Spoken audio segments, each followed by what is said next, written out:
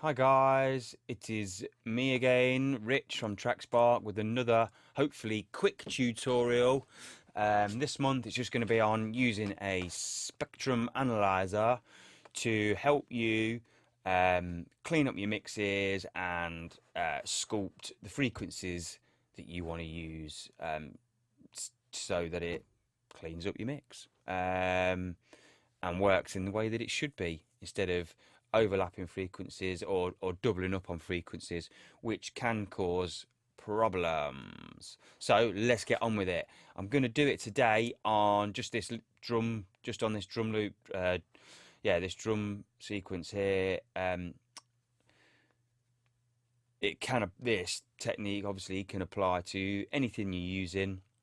So basses, if you've got a sub bass and another synth bass going on at the same time, it's good to use a spectrum analyzer to work out which frequencies you want to take from which instrument, and so that they work together and complement each other, rather than doubling up on frequencies and causing issues.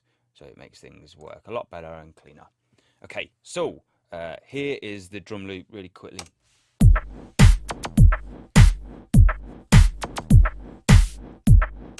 Right, basic, simple, sort of mid tempo dance beat, but that doesn't matter. What matters is, if we look here, I've got a sub kick, a punchy kick, and a clicky kick, and I'm taking different frequencies from all of them to so that I get a nice sort of get the kick drum sound that I want.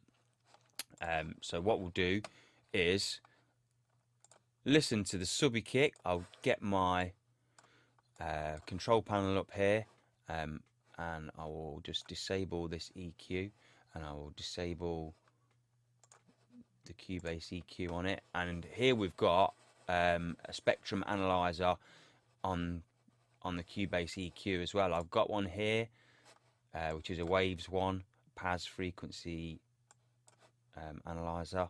So let's just listen to the sub. Right, so I can see that it's, I know that I only want low frequencies from around 70, 60 lower for my subby kick, because I'm going to get higher frequencies, the punchier frequencies from this one, from around the 70 to 120, maybe 200, and then my clicky one is going to be around sort of 3k or something like that. So I know that I need to cut out all of this area here, and I'm just going to look again on, yeah, so all the way, look, it's coming all the way up to like 1.5k. So I've actually got a low pass, that I've used here, but I can't, with this one, I can't really get a lot of, it's not that steep. So I've just stuck this Cambridge in as well, just to make sure, and I've put a low pass on all the way down to around 47 hertz there. So now, if I look at my frequency, I can see that, you know, there's nothing crossing zero from above 63. There's a little bit going up to 200. Let's change the steepness. Yeah. So I've used that analyzer to get anything out that I don't want. Now moving on to my punchy one, same process. I know that I've got two EQs on here. You don't always need two EQs. I'm just using the Cambridge EQ and then using the Cubase one just to help me clean it up a little bit more. But looking at the spectrum analyzer, we can see that I've got frequencies all the way up to around 12, 13 kilohertz and all the way down to zero. Obviously mainly coming out in this area here, which which is what I mentioned, the punchiness. So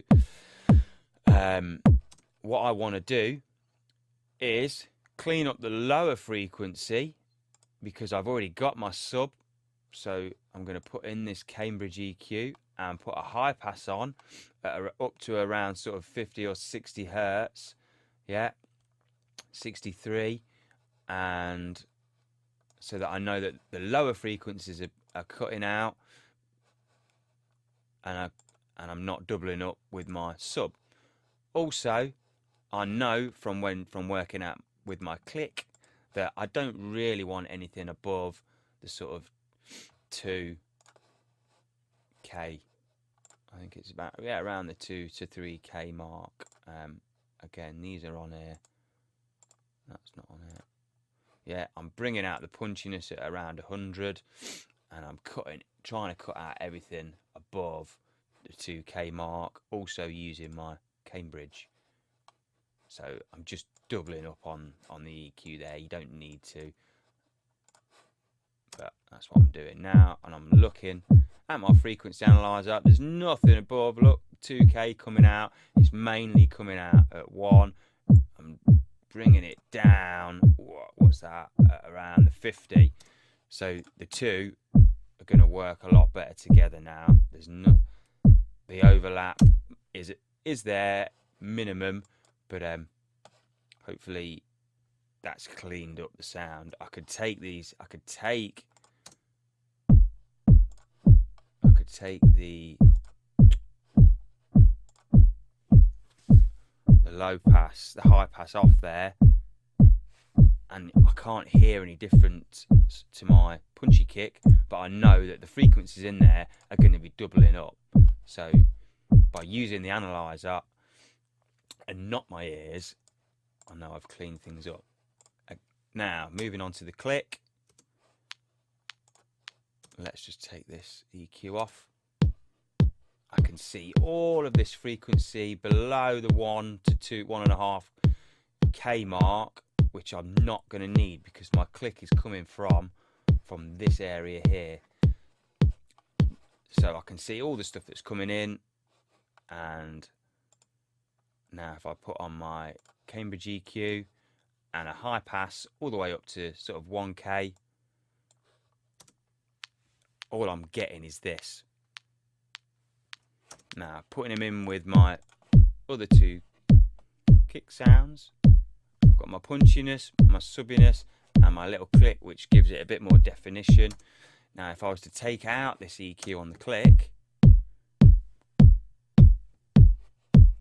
I'm just doubling up on some of those frequencies lower, which I don't want because all I want is my click, and it's doing nothing to the sound anyway. So I know that I've cleaned that up. And that is how you clean your mix up using a spectrum analyzer.